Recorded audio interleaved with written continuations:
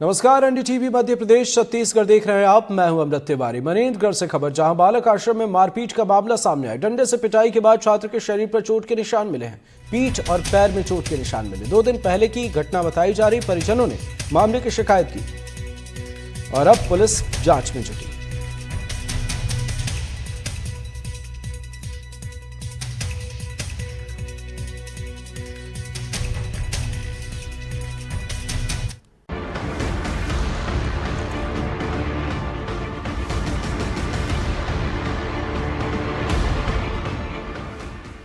ये तस्वीरें सिस्टम की लापरवाही को उजागर कर रही हैं।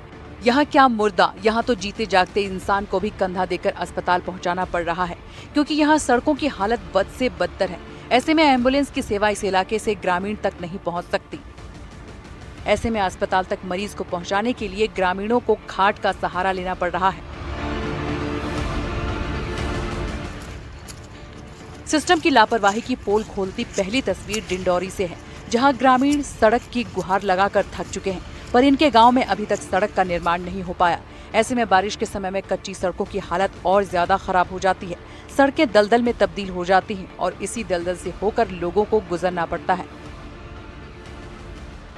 वहीं ऐसे में यहाँ कोई बीमार हो जाए तो एम्बुलेंस गाँव में नहीं पहुँच पाती। मरीजों को अस्पताल ले जाने के लिए लोगों को जुगाड़ का सहारा लेना पड़ता है। आप तस्वीरों में देख सकते हैं, खाट को कंधा देकर एक मरीज को अस्पताल पहुंचाया जा रहा है। मामला समनापुर जनपद की ग्राम पंचायत मोह गांव की मोहरी टोला का है। यहां पर खराब सड़क की वजह से मरीज को ले जाने एम्बुलेंस गांव तक नहीं पहुंच पाई, जिसके चलते ग्रामीण मरीज को खाट पर लिटाकर 3 किलोमीटर पैदल लेकर एम्बुलेंस तक पहुंचे। लोगों के मुताबिक उन्होंने कई बार अधिकारियों और जनप्रतिनिधियों से सड़क की मांग को लेकर शिकायत की है, लेकिन कोई कार्रवाई नहीं हुई है। ऐसे स्थिति से हम लोग मरीज को लेके जाते हैं इलाज कराने के लिए इमरजेंसी में। रोड का मांग करते करते परेशान हो गए हैं। अधिकारी आते हैं चेक करने के लिए, पर उसके पश्चात कोई रिएक्शन नहीं होता है।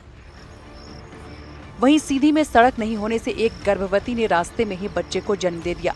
दरअसल महिला को लेने 108 जननी वाहन पहुंची थी, लेकिन बरीगवा नंबर 2 गांव तक सड़क नहीं होने की वजह से वो 2 किलोमीटर दूर खड़ी रही, जिसके बाद आदिवासी ग्रामीण महिला को चारपाई पर लिटाकर पैदल ही लेकर चल दिए।